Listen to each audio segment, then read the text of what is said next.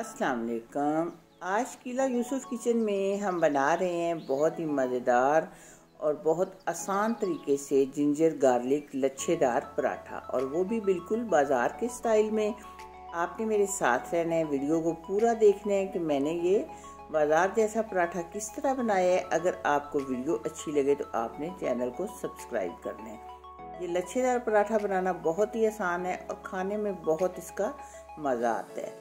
चलिए हम शुरू करते हैं कि मैंने ये किन किन चीज़ों से बनाया है। सबसे पहले मैंने लिया है 2 कप मैदा।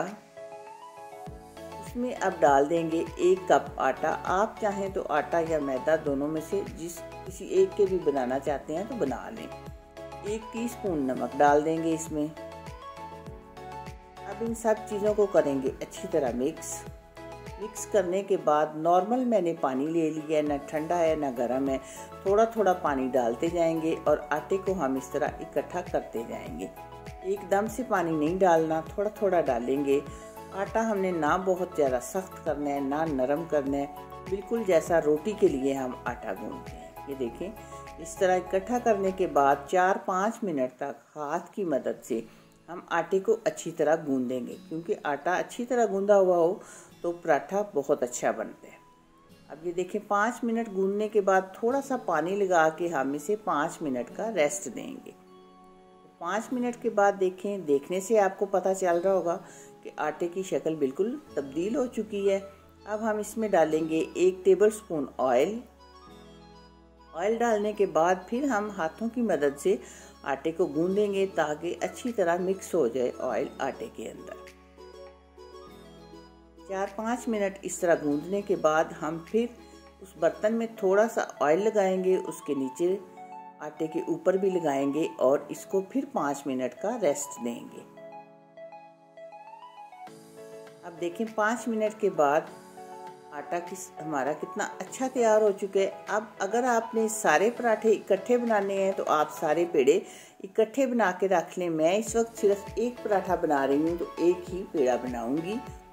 इस पेड़े को भी हम देंगे चंद मिनट का रेस्ट। लच्छेदार पराठा बनाते हैं तो हर स्टेप में रेस्ट देना ज़रूरी है। जितना हम रेस्ट देंगे उतना ही हमारा पराठा अच्छा बनेगा। तो ये 2-4 मिनट के रेस्ट के बाद अब हम काउंटर पे आटा डस्ट कर लेंगे और हम इसको बेलना शुरू करेंगे।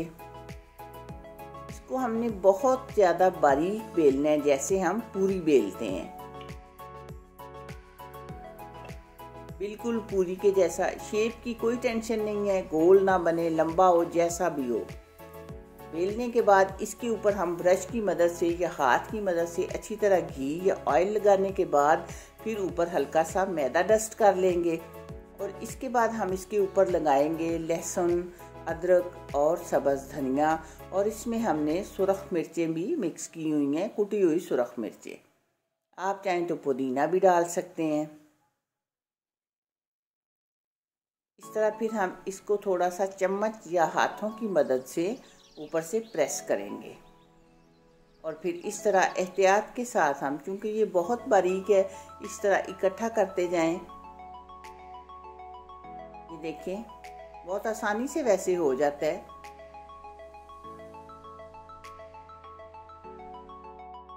इस तरह पहले हम सारा इकट्ठा कर लेंगे और फिर इस तरह लपेटते हुए इसका दोबारा पेड़ा बना लेंगे।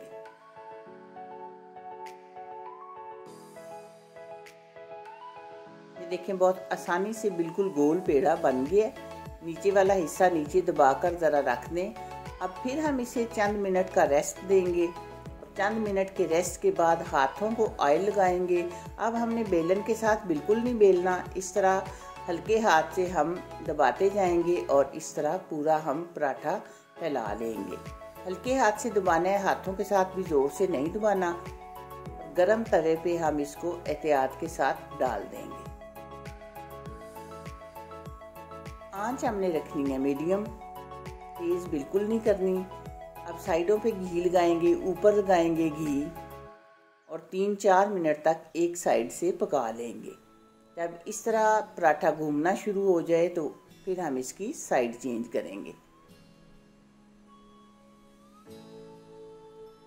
आप देखें, आपको इसके बाल इस साइड से भी नज़र आ रहे होंगे। और दोनों साइडों से मीडियम फ्लेम पे 3-4 मिनट पकाने के बाद जब अच्छा सा गोल्डन कलर आ जाए तो फिर हम पराठे को उतार लेंगे। देखिए कितना अच्छा गोल्डन कलर आ चुका है और बहुत ही मज़ेदार और शानदार बिल्कुल ढाबा स्टाइल पराठा हमारा तैयार हो चुका है। मुझे उम्मीद है कि आप इसको ज़रूर ट्राई करेंगे और मुझे भी इसका फीडबैक देंगे कि आपको मेरी ये वीडियो कैसी लगी है। दुआओं में याद रखिएगा। मिलते हैं इंशाल्लाह बहुत जल्द इसी तरह की अच्छी और नई वीडियो में। अल्लाह हाफिज़।